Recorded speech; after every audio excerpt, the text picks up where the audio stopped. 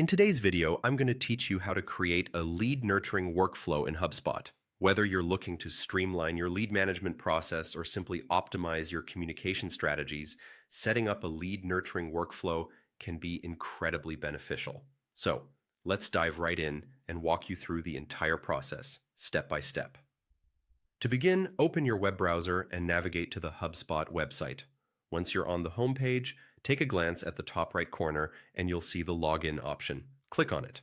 Here, you have a couple of sign-in choices, but for this demonstration, we're going to choose Sign In with Google. Go ahead and click that button, and from there, select the Google account you'd like to use to access HubSpot. Now that you're logged into HubSpot, direct your attention over to the menu and find the Automation section. Click on it, and then continue by selecting Workflows. This will bring you to a new page where you'll notice a variety of workflow options. Navigate to the top right corner again and select the drop-down labeled Create Workflow.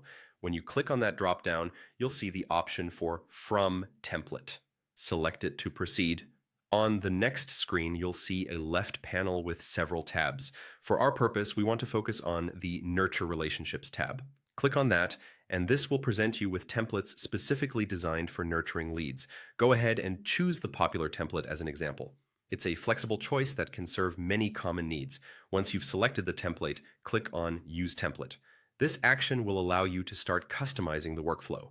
At this point, you'll need to set up the email you want to send as part of your lead nurturing process. Customize the email content to align with your messaging strategy and ensure it resonates with your audience. After you're satisfied with your email setup, don't forget to save your changes by clicking on the Save button located at the top left of the page.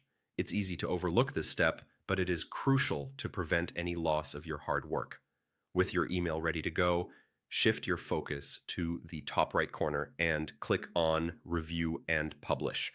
You'll be taken to a review screen where you can ensure everything is just how you want it.